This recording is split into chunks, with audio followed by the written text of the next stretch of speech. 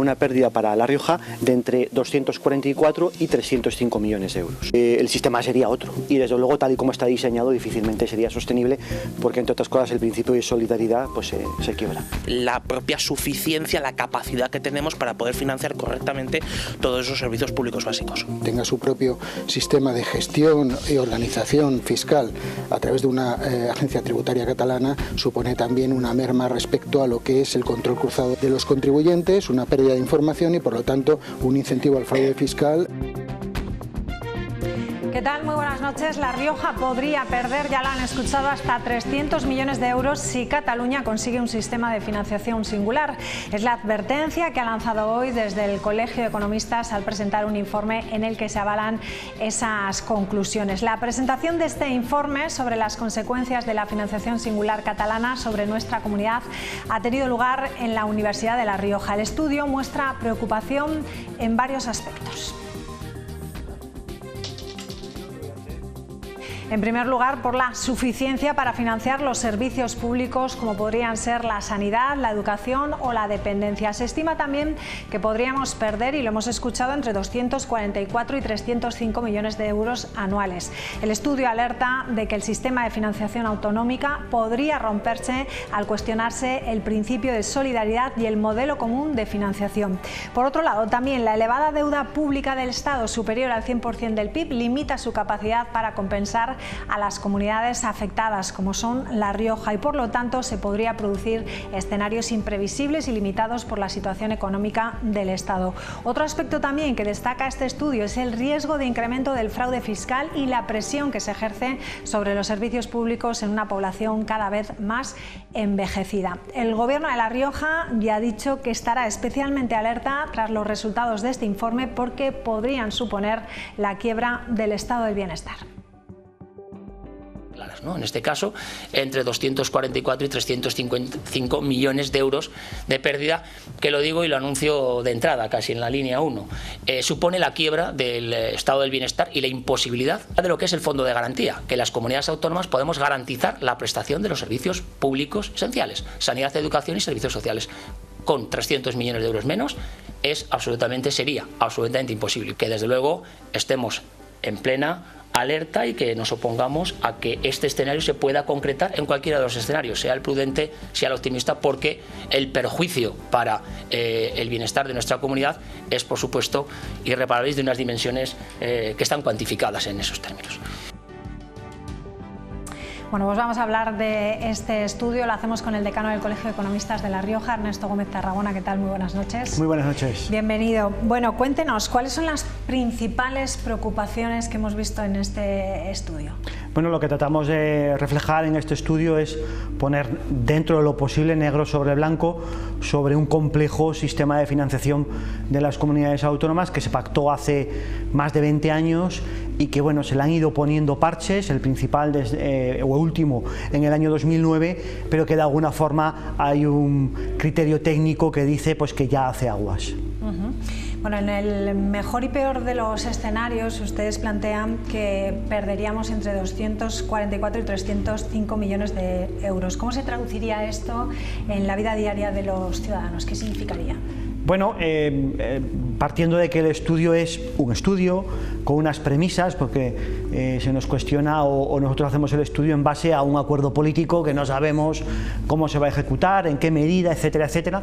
Pero bueno, con esas premisas que no están para nada claras, calculamos esos importes que más o menos rondarían en torno al 20% del presupuesto de la Comunidad de La Rioja. Bueno, sería la Comunidad de La Rioja la que tendría que tomar la decisión de dónde mete las tijeras, pero desde luego un 20% pues es inviable. ¿Dónde se podría decir, no sé si lo han hablado esta mañana, dónde se reflejaría más? ¿Cuáles serían esos servicios que más notaríamos? Bueno, si al final cogemos el presupuesto de la comunidad y aplicamos proporcionalmente ese recorte para que ningún servicio especialmente se vea más afectado que otros, casi todos los recortes irían en las partidas que son más importantes, que es sanidad, educación y prestaciones sociales, lo cual pues es del todo intolerable.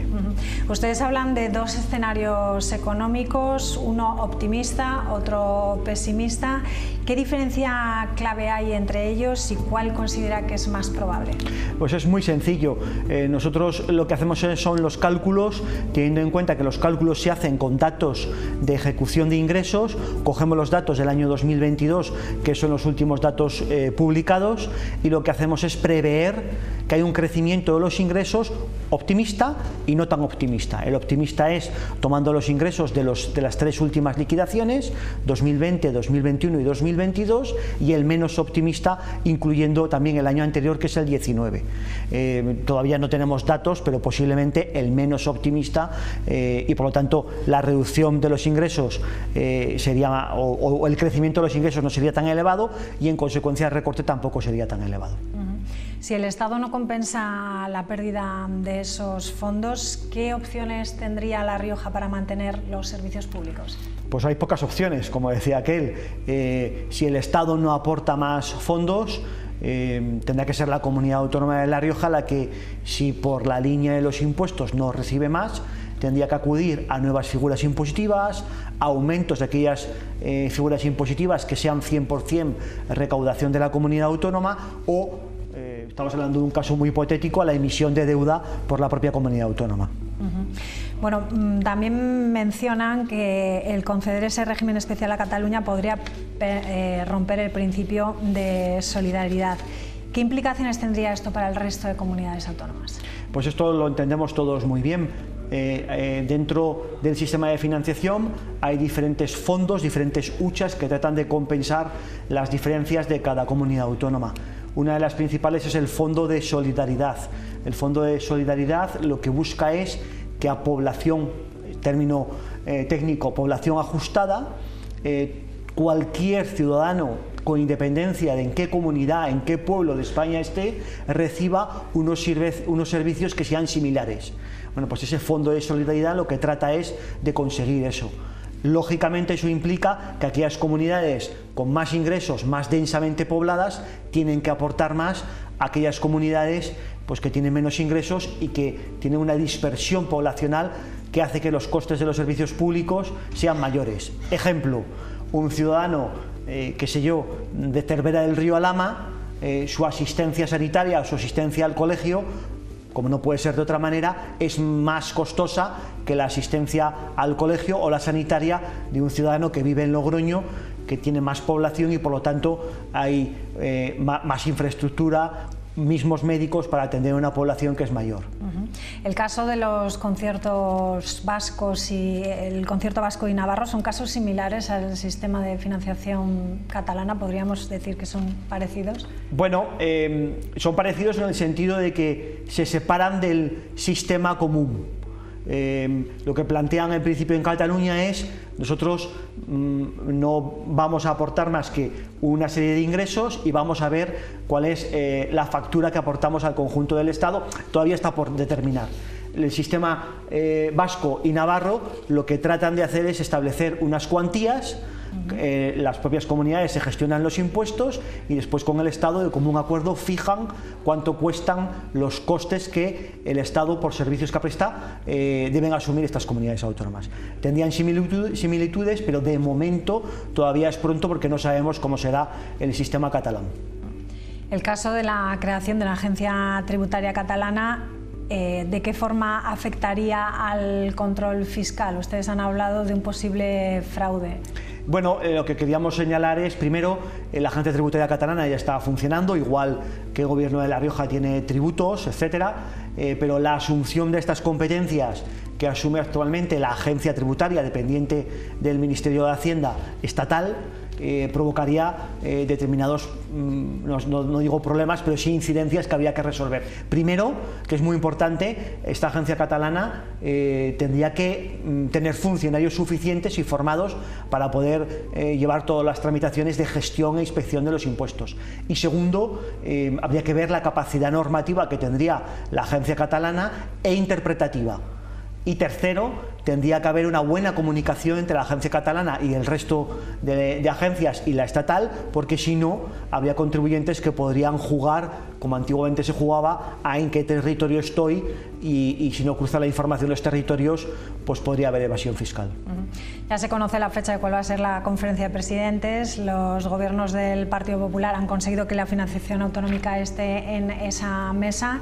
¿Qué esperan ustedes como economistas de esa conferencia de presidentes? Bueno, nosotros como economistas estamos a lo que los políticos nos demanden, y cuando vemos situaciones como esta, pues nuestro deber es aportar información técnica para la toma de decisiones. Lo que no vamos a hacer nunca es entrar a valorar las diferentes posiciones políticas de los partidos, que son muy respetables. ¿Es necesario una reforma del sistema de financiación autonómica? ¿Tiene futuro?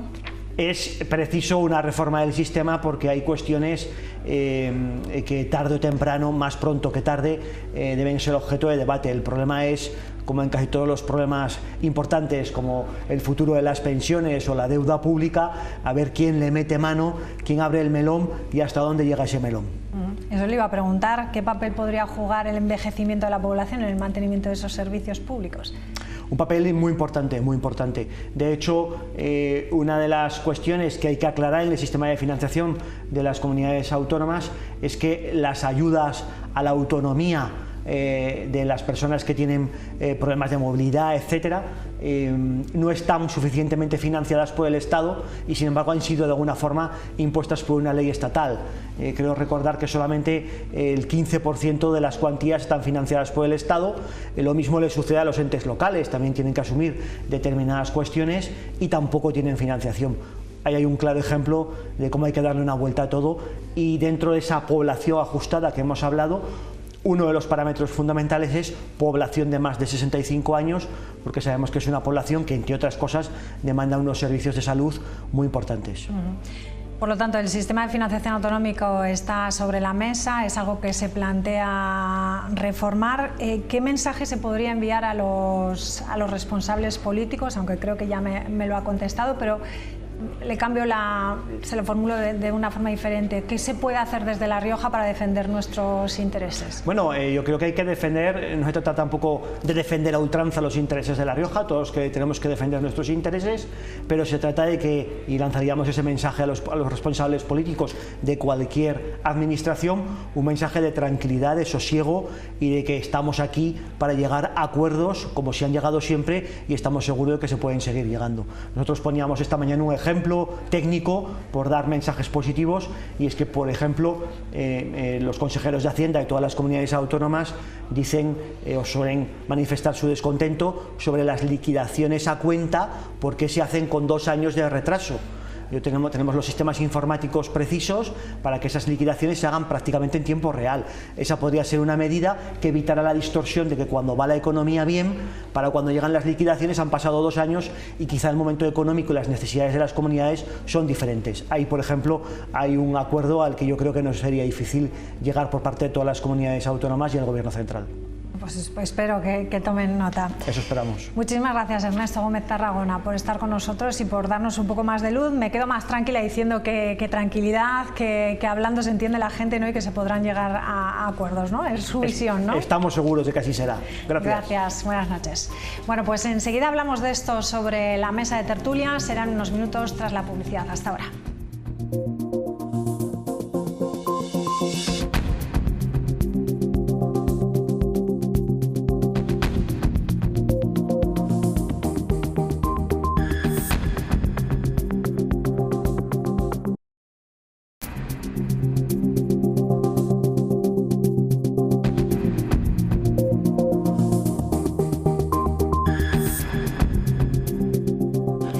Bueno, pues vamos ya a saludar a la mesa. Rubén López Galilea, ¿qué tal? Muy buenas noches. ¿Cómo estás? María Jiménez, ¿qué tal? Buenas noches. Bienvenida. Muy buenas noches. Y David García, ¿qué tal? Buenas noches. Hola, buenas noches. Bienvenidos. Bueno, vamos a hablar de ese informe que ha presentado esta mañana el Colegio de Economistas de La Rioja, donde se ha descubierto que podríamos perder hasta 300 millones de euros si Cataluña consigue un sistema de financiación singular. Es la advertencia que han lanzado desde el Colegio de Economistas en un informe sobre el que el Gobierno de La Rioja ya avisa que estará especialmente alerta. El impacto podría suponer la quiebra del estado del bienestar. Una pérdida para La Rioja de entre 244 y 305 millones de euros. Es el dinero que perdería La Rioja en el escenario más pesimista. Si Cataluña no aportase nada y el Estado no pusiera nada, el efecto para La Rioja, proporcionalmente con los cálculos del 2022, sería este. Pero no tan improbable teniendo en cuenta el escaso margen de maniobra que tiene el Estado.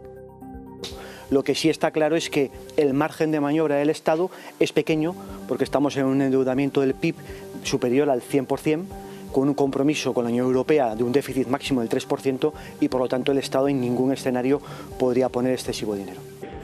Los expertos muestran su preocupación no solo por la importante pérdida de fondos, sino también por la capacidad de financiar correctamente los servicios públicos. Todos aquellos elementos que hacen que nos preocupe mucho, no solo ya porque se pierda en sí reparto de fondos, sino la propia suficiencia, la capacidad que tenemos para poder financiar correctamente todos esos servicios públicos básicos. Advirtiendo del peligro que supondría para el sistema que Cataluña entrara en un sistema de cupos a semejanza del que tiene Navarra o País Vasco. El sistema sería otro y desde luego tal y como está diseñado difícilmente sería sostenible porque entre otras cosas el principio de solidaridad pues se quiebra. O sea, el hecho de que por ejemplo una comunidad como Cataluña tenga su propio sistema de gestión y organización fiscal a través de una agencia tributaria catalana supone también una merma respecto a lo que es el control cruzado de los contribuyentes, una pérdida de información y por lo tanto un incentivo al fraude fiscal. Una situación suficientemente grave, dicen los expertos, para plantearse qué alternativas hay con respecto a la financiación autonómica en régimen común.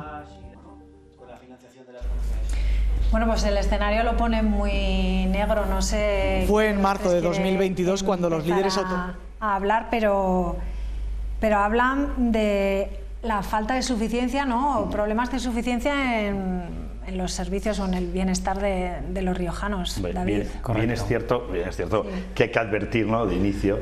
Pero yo creo que casi más importante también ahora mismo advertir es conocer al detalle, que todavía no conocemos, el acuerdo al que se llegó en su momento en Cataluña con el Estado, que eso es lo sorprendente que haya sido desde julio, me parece que fue cuando llegó el acuerdo, y todavía no sepamos la letra pequeña del acuerdo. Entonces está muy bien advertir. En esta comunidad sabemos muy bien lo que es tener ahí al lado gente que tiene una serie de beneficios fiscales, entonces está bien alertar, pero hay que ver un poco hasta dónde se va a llegar y ver un poco hasta dónde llega Cataluña realmente, ¿no? Claro, es lo que han dicho, ¿no? Que están hablando sin saber exactamente lo que tú dices. Claro, ¿no? es que la letra pequeña es lo que queremos saber. Sabemos todos en política cómo han llegado, claro, pero no sabemos la letra pequeña. Claro, pero bueno, independientemente de que no sepamos la letra pequeña, tristemente a mí no me sorprende. O sea, yo creo que tampoco es tan agorero, o sea, es la realidad. Al final, yo creo que estamos ante unos pactos que el presidente ahora mismo del gobierno, sin ningún tipo de moral, ni política, ni nada, y con una vergüenza increíble, pues está llegando simplemente para mantenerse en el poder,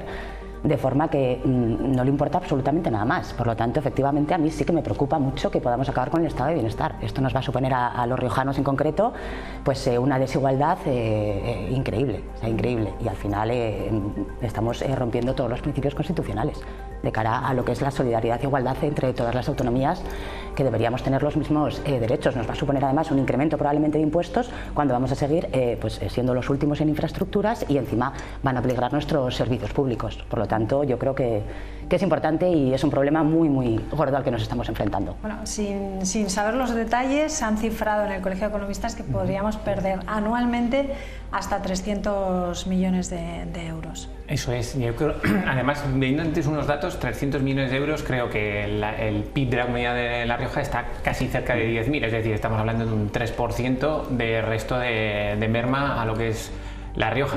Lo que pasa es que yo tampoco sé hasta qué punto, porque para las tertulias viene muy bien, porque llevamos años ya hablando de cosas que luego no sé si se materializan, ¿no?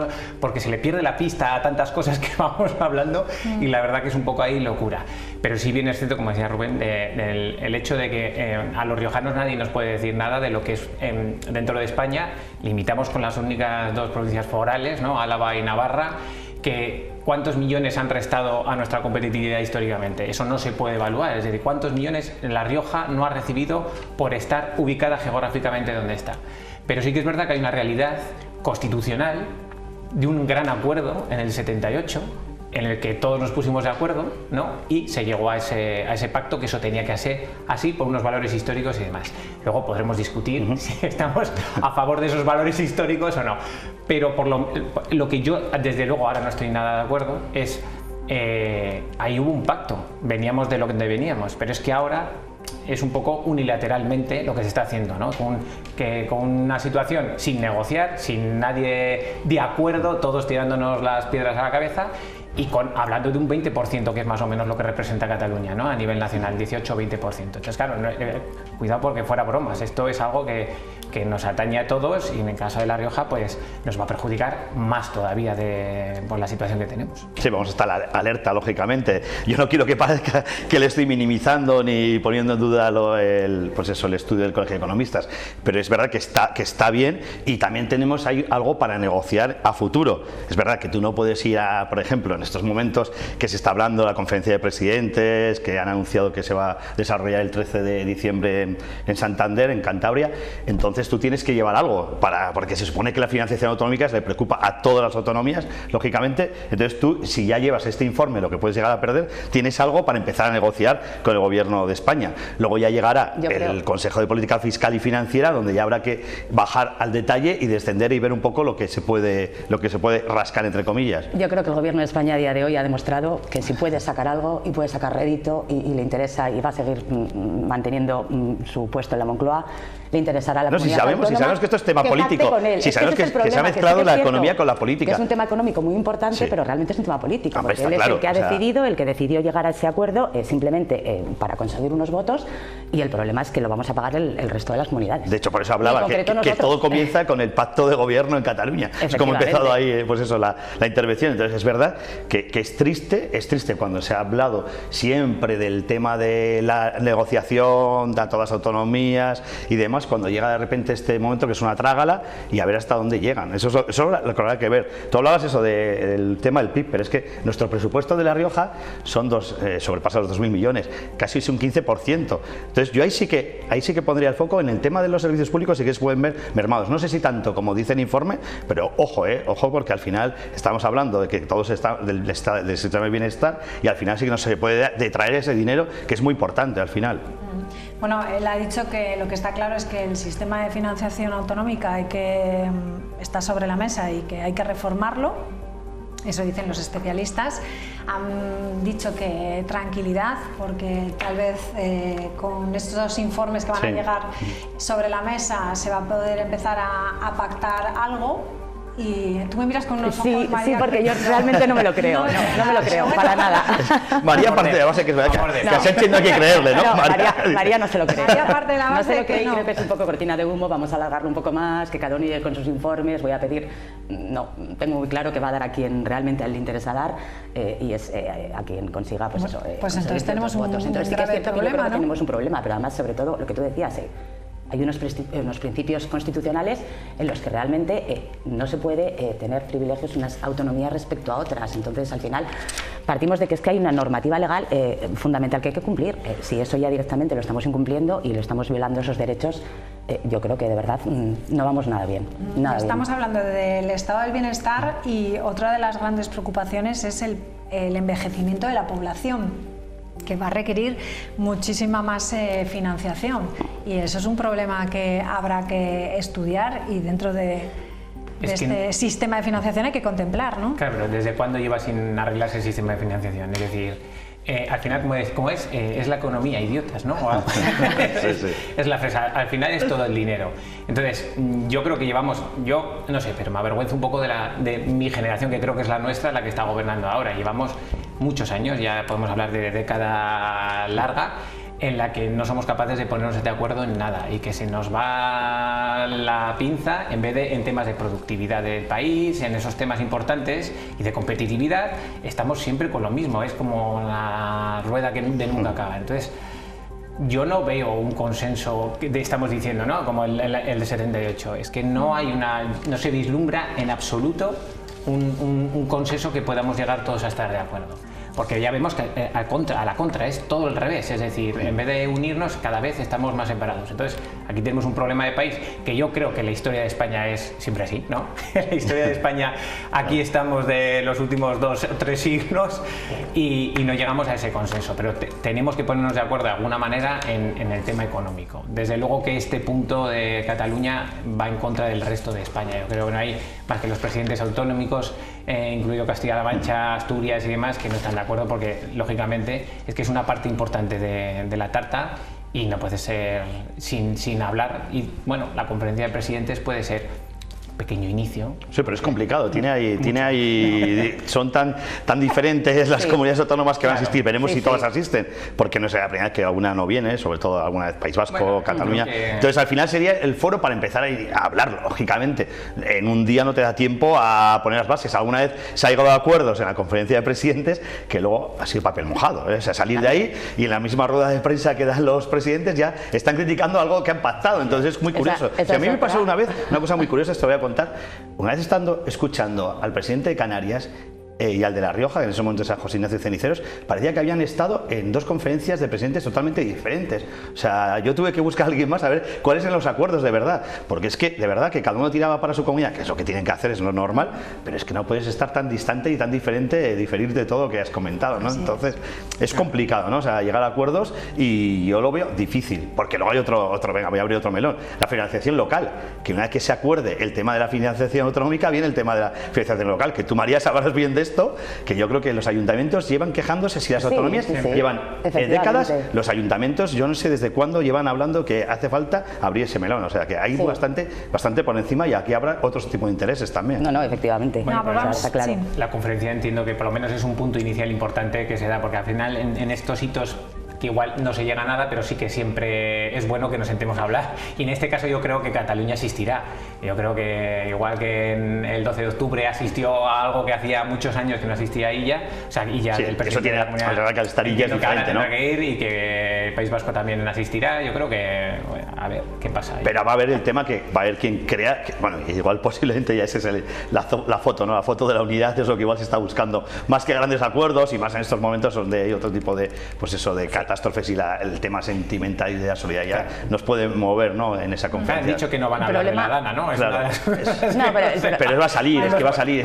El problema de la política a día de hoy es que es mucho más de cara a la galería y a la foto que a preocuparse de lo importante. Y desde luego la economía de un país creo que es fundamental. Vamos a ver las novedades que hemos conocido. Se sabía cuál era la sede de esa conferencia de presidentes, va a ser en Santander, y ya ahora sabemos cuál va a ser la fecha. También al principio veíamos que la financiación autonómica no iba a estar dentro de esa reunión, al final entra dentro del debate, como otros temas, como por ejemplo la vivienda. Nos lo cuenta Leticia Ortiz. Adelante.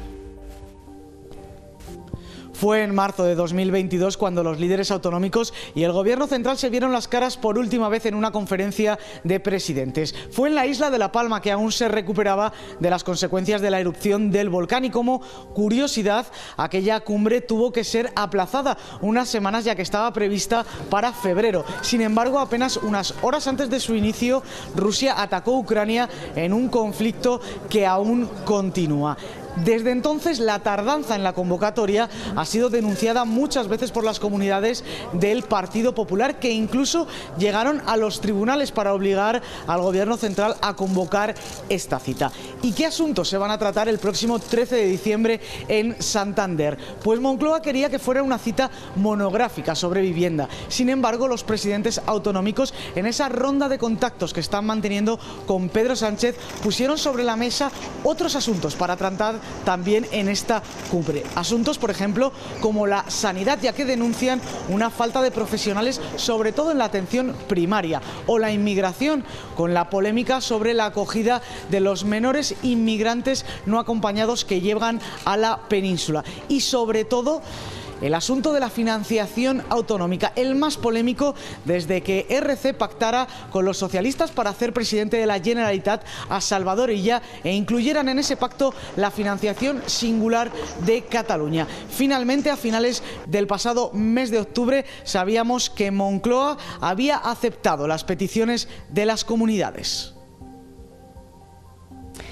Bueno, pues la vivienda es muy importante, pero con la que está cayendo en estos momentos en España, como tú decías, David, que no se hable, por ejemplo, de la Dana, aunque evidentemente tendrá que salir, ¿no? También. Yo creo que saldrá, o sea, es que es inevitable, imposible. ¿no? O sea, yo creo que es que está todo el mundo a una, ¿no? Es normal que surja, ¿no? La vivienda, vale, está muy bien hacer un monográfico, pero todo el mundo va a lo que va, o sea, todo el mundo sabemos que hay un problema de vivienda, es así, de todo tipo de tipologías, pero es lógico que la gente vaya a hablar al financiación, que es lo que llevan pidiendo hace mucho tiempo. Tampoco se ha convocado el Consejo de Política Fiscal y Financiera últimamente, entonces al final tienes que empezar ahí, es el momento en el que todos tienes que presionar al presidente para que vaya convocando este tipo de órganos, ¿no? Para sacar algo adelante.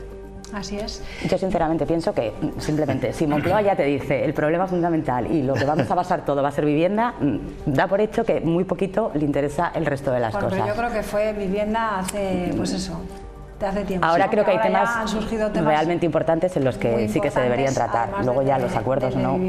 También es verdad que hay muchas comunidades del PP que igual en otras ocasiones no había, que pueden tirar también.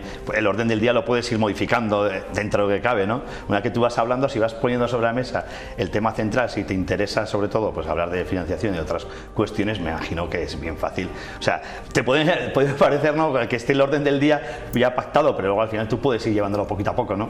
Y al final es así, o sea, no, que igual esto te lleva a no conseguir ningún acuerdo, que es lo que siempre se intenta buscar, la firma de todos, pues que es la verdad que es muy noticiable, ¿no? Muy noticioso, ¿no? Exactamente. Bueno, vamos a ver, al menos 5 presidentes autonómicos prevén subirse el sueldo el año que viene. Son los presidentes de Galicia, de Castilla-La Mancha, de Navarra, Cantabria y también La Rioja, los únicos que hasta el momento tienen previsto incrementar su salario a diferentes niveles en 2025. Aparece reflejado así en los presupuestos de cada comunidad, pero todavía no están todos los presupuestos de todas las comunidades autónomas, así que alguno más seguro que también se suma. Gonzalo Capellán y Emiliano García Paje han optado por el incremento salarial acordado para los funcionarios. La última subida del sueldo de los empleados públicos se produjo y ha sido de un incremento fijo del 2% y un 0,5% ahora. ¿Qué os parece? ¿Es normal que se suba el sueldo? ¿Está bien? A ver. No. Yo sinceramente, yo creo que no. Sí, yo creo que, vamos a ver. Yo creo que también. Yo creo que sí, vamos a ver. Son funcionarios públicos, igual que el resto del mundo. Pero yo creo que no hay que confundir. La cortina de humo de utilizar a los funcionarios para aprovechar y subir el sueldo a los políticos, yo creo que no tiene nada que ver. Un funcionario como tal está ejerciendo su trabajo, me parece perfecto una subida de sueldo en función al trabajo que realiza. Que los políticos aprovechen, según estamos a día de hoy en este país, que las familias no llegan a fin de mes, que pagan cada vez impuestos más desorbitados, que aprovechen para subirse un sueldo, a mí sinceramente me parece totalmente en contra de los intereses de todos los ciudadanos, porque al final esa subida de sueldo de donde sale realmente es del bolsillo de las personas que pagan sus impuestos. Aquí un poco de demagogia siempre, y soy el primero. Y no es demagogia, no, demagogia en el siguiente sentido, es decir, vamos a ver, estos son la punta de lanza, es decir, son 5 personas, ¿no? Son 5 presidentes autonómicos que se están subiendo. Yo vengo del sector privado, yo creo que lo que gana un presidente autonómico o el presidente del gobierno a nivel nacional, a mí y se me puede echar todo el mundo encima, pero me parece que es una cantidad bastante pequeña en comparación con cualquier empresa privada, en serio. O sea, 80.000, 90.000 euros. Sé que el sueldo medio en España está en torno a 25.000, y a cualquiera que le digas que alguien que gana 80.000 o 100.000 euros puede ser una barbaridad. Pero es que en el sector privado eso está a la orden del día en cualquier empresa. Entonces, yo creo que es un poco marketingiano siempre sacar el mismo tema de que son el presidente o el que no se tiene que subir el sueldo, porque al final solo nos fijamos en ellos. Pero lo que realmente hay detrás de ellos son alcaldes de ayuntamientos, gestores de empresas públicas que ganan muchísimo más que la punta de lanza que son los presidentes autonómicos y demás. Eso es mi pensamiento. Yo creo que tenemos lo que pagamos. O sea, si no incentivamos a que los líderes, tanto de las comunidades autónomas como del presidente del gobierno a nivel nacional, tienen que cobrar, entiendo yo, un sueldo en base a la representatividad que tienen. Gestionan las mayores empresas de este país, que son los empleados públicos y a todos. Sí, pues. Y yo creo que tiene que ir consonancia a ello. Ahora bien, eso estoy hablando solamente de lo que yo creo que un presidente del gobierno a nivel nacional. Yo creo que no sé cuánto es el sueldo, me parece que es 70 y tantos mil euros, más todo lo que tendrá detrás de gastos. El presidente del gobierno son 7.500 euros al mes, unos 92.000 euros. Más todos los gastos que tenga pagados y demás. Sinceramente, yo creo que los sueldos de los CEOs o de las empresas un poco de ciertas dimensiones no van a ir a... Yo creo que necesitamos que esos gestores, esas personas que tienen que estar ahí, sean los líderes de este país, los más capacitados. Con esos sueldos a una empresa no es llamativo más que por el hecho del poder, igual. Pues fíjate que yo en contra un poco de... Te lo planteo de otra forma. Efectivamente, y además siempre he considerado que un político... Oírle hablar, es que me explica... claro. Hables de cifras que para mí es macroeconomía casi. Para mí también. No, pero son los sueldos de... Yo me pierdo, He dicho que el sueldo medio en España son 25.000 son, ¿no? Yo me pierdo. Pero un alcalde o un gestor de una empresa pública, eso que no se ve, lo que vemos es esto. Vemos los sueldos de los presidentes.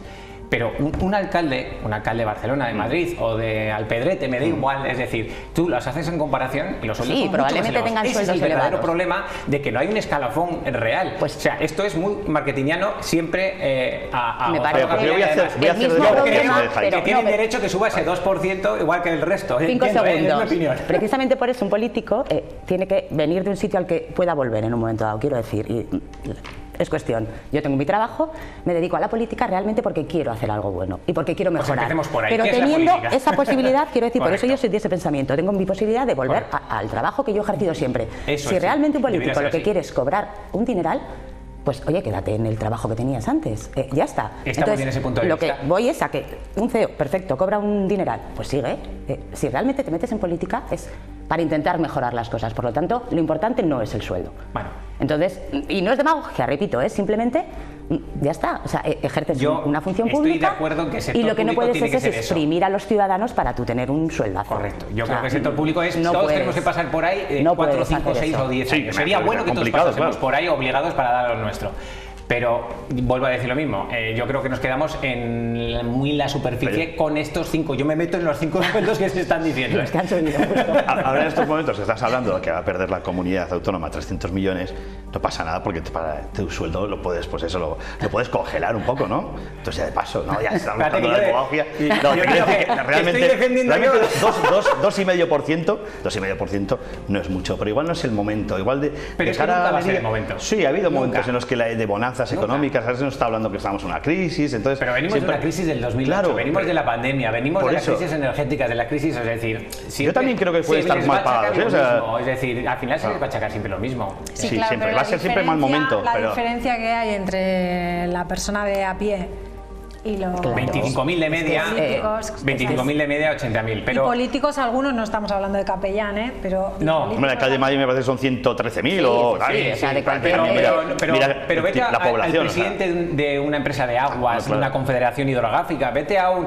Y nos sorprenderíamos. Acordaros lo que pasó puede estar cobrando el doble que un presidente autonómico. Eso es lo que yo... Con Garamendi, ¿os acordáis? No entiendo bien. Entonces, yo cuando hablo de política hablo todo, el detalle todo lo que tienes alrededor, y no vemos lo que hay alrededor, que es donde se va la fuga. Asesores... Estoy de acuerdo que tienen que dar imagen ellos, igual lo he hecho, oye, yo no me subo, que soy el representante de tal, pero se queda en una mera marketing desde mi punto de vista. Igual hay que ir más allá. Lo de Garamendi, ¿os acordáis cuando Garamendi decidió que se tenía que subir el sueldo? Sí. Que era una barbaridad, me parece que eran 200 y pico mil euros lo que cobraba Garamendi, y todo el mundo se echó pues esas manos a la cabeza y luego al final no sé si cómo quedó el tema, pero creo que se tuvo que paralizar el tema. Pero es verdad que es cierto, dices 200.000 contra 80 y pico mil, pues no parece mucho, pero es verdad que yo creo que hay veces también el gesto también. O sea, igual le puedes subir al empleado público, que yo creo que no son funcionarios, esto para empezar no es funcionario, lógicamente, pues eso es una persona electa, ¿no? Y tal. Pero entonces puedo entender que al funcionario de a pie le tengas que subir porque la vida ha subido, pero el presidente pues igual no necesita en estos momentos esa subida, pero además incluso hasta por cuestión de imagen, que también se vende mucho en política también, que yo creo que también gestos hacia la ciudadanía están bien, o sea, creo. Gonzalo Capellán viene de la universidad, sí, es decir... donde un gerente de la universidad cobra más que el presidente del gobierno de La Rioja. A eso voy, al final tienes, pero si una persona con valía tiene que estar ahí, también tiene que tener una retribución acorde al puesto que está ejerciendo. Yo creo que es así. No, sí, yo creo que igual cobran poco. La retribución que tiene ahora mismo no puedes decir que cobran poco. No, yo no estoy diciendo que sinceramente porque cualquier familia trabajadora... He dicho que el sueldo medio español son 25.000. De verdad. Y son 80.000. Se tiene que llevar la Pero no sé si estáis viendo en la empresa privada lo que cobran directivos de empresas. La empresa privada, los directivos de empresas, de cualquier empresa, yo entiendo que hay sueldos. O sea, a partir de 60.000 en este país se nos considera ricos a las personas que cobren 60.000 euros. Creo que era la cifra con la que hay más. Es decir, no sé, yo sigo opinando que sí que es verdad que la política tiene que ser, yo creo que tiene que ser una cosa temporal, que no te metes por el dinero. En principio, bueno, no los que viven de la política desde el inicio igual sí que buscan eso y buscan el puesto. Pero yo creo que es que nos quedamos en la punta del iceberg total y absoluta. Si se has dado la clave, las puertas giratorias después, cuando termina, que es lo que pasa. Correcto. He ganado poco en el sector público, no tengo suficiente, pero me voy entonces ahora. digo, mira que bien está, me entero de lo que cobra el resto, digo, mira, me voy aquí a energéticas, además en muchos casos. Bueno, energéticas te podría hablar de lo que quieras, pero por ejemplo, un CEO de energética es abrumador. Es abrumador los sueldos que pueden tener y gestionan mucha menos gente de lo que puede gestionar o de la responsabilidad que adquiere una persona como puede ser un presidente del gobierno. Eso es lo único que digo yo. Luego podemos discutir si gestionan bien, me quedo con tu argumento. Porque al final una gestión no es una gestión, quiero decir. Bueno, o sea, si la gestión no es buena, ahí para lo que ya me parece de mucho. Estamos de acuerdo, pero bueno. Incluso. Hoy me van a dar a mí... Es así entretenido también, porque ya mordiente. Bueno, de todas formas pasamos de los gestores políticos a los empleados públicos y hablamos que, bueno, que cada vez se incrementan más las nóminas, que en nuestra comunidad, en La Rioja, se ha elevado en 300 millones en los últimos 5 años y que además decíamos que, por ejemplo, para el año que viene son 705 millones lo que se llevan los funcionarios públicos y que hace 10 años eran 400. Hay 3.500 trabajadores más al servicio de la región. Y algo parecido también pasa en el Ayuntamiento de Logroño, donde se ha incrementado en más de 6 millones de euros en los últimos 2 años lo que es los funcionarios del Ayuntamiento. Ahí estamos viendo que el mayor aumento de funcionarios fue por la pandemia, ¿no? Que se tuvo que contratar a muchas personas, sobre todo en el sector sanitario, como hemos visto.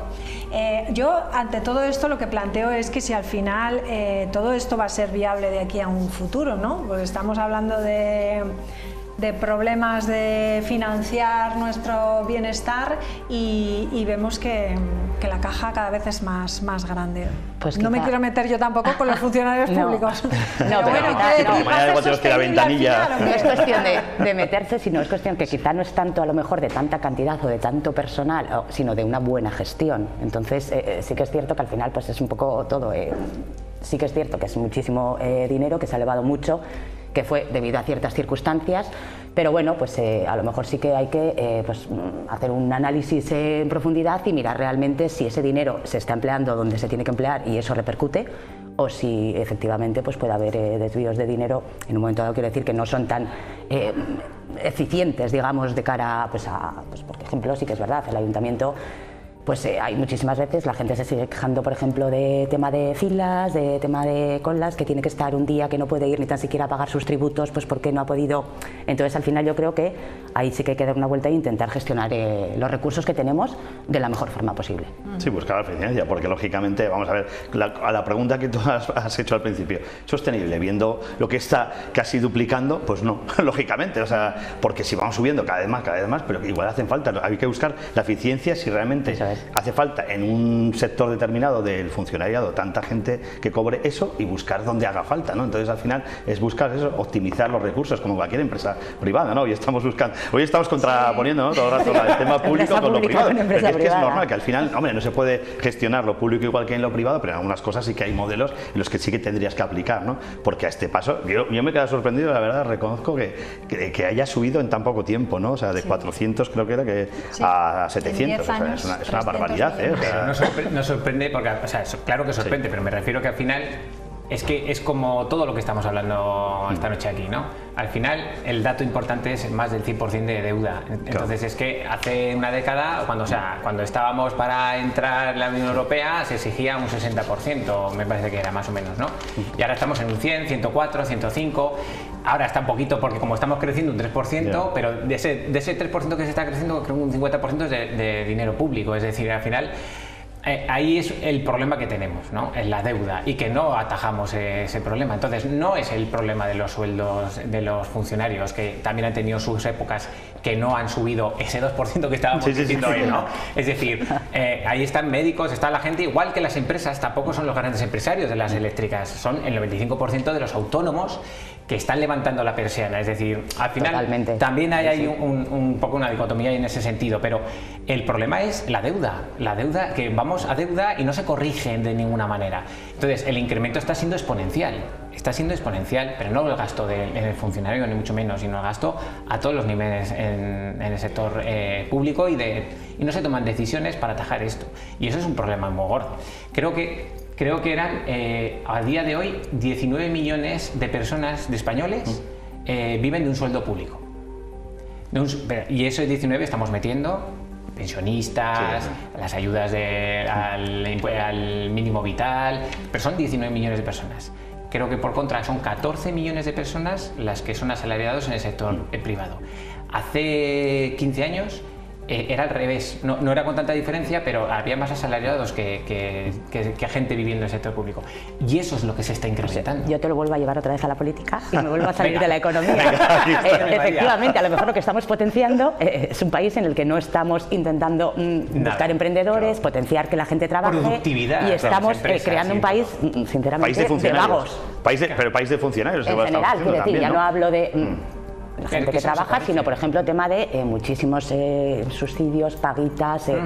Es inviable, o sea, de 4 personas que trabajan no pueden sostener a 400 es inviable, que cobran una paga. Estamos haciendo inviable a base de deuda, y entonces ya tenemos que hijos, potenciar efectivamente. Pero es que nos tapamos los ojos y empezamos a hablar de. Sí, pero ¿cómo la atajas? No es fácil, Claro, no es fácil, pero si no nos sentamos a ponernos de acuerdo todos y podemos tomar medidas como han tomado otros gobiernos a nivel de otros países, en los que han hecho mirando a ver si es que sobran funcionarios. Sí.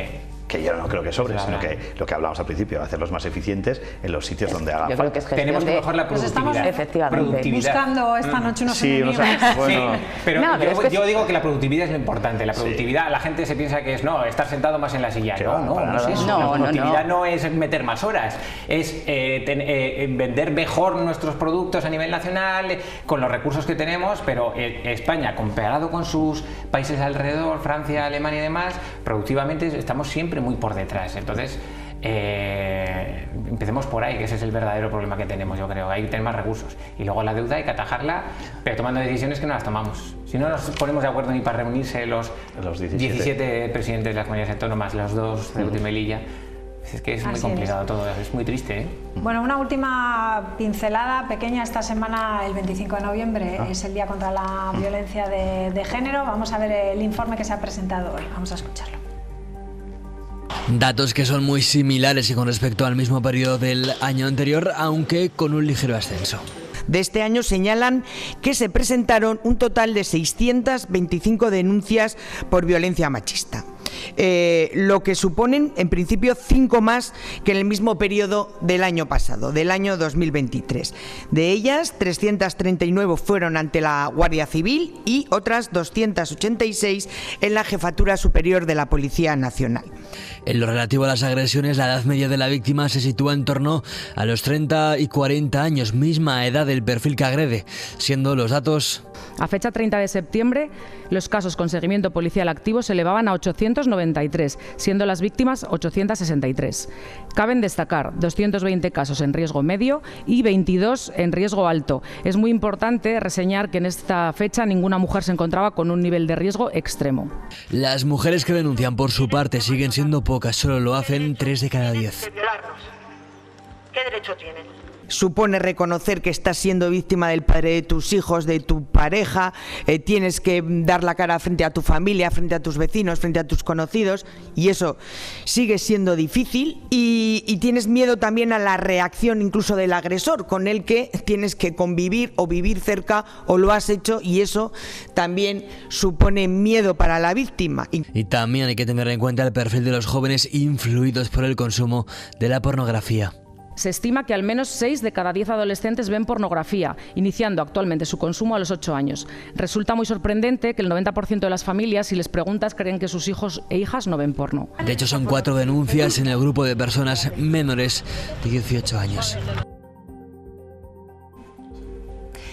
Rubén, que digo, no son muchas, son 5 denuncias más. Dicen que todavía hay mujeres que no lo denuncian, todas las que podría haber, evidentemente, pero bueno, ahí están los recursos y se intenta cada año ir mejorando.